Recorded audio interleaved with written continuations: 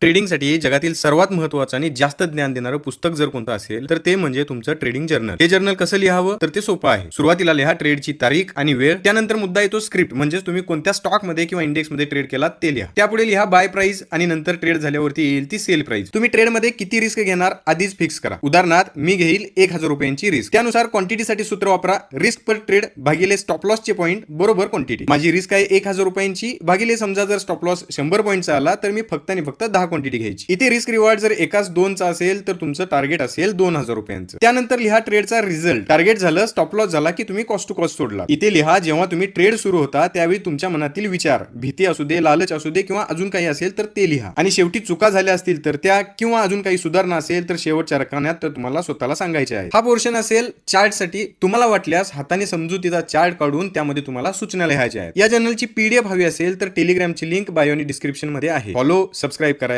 विसरू नका.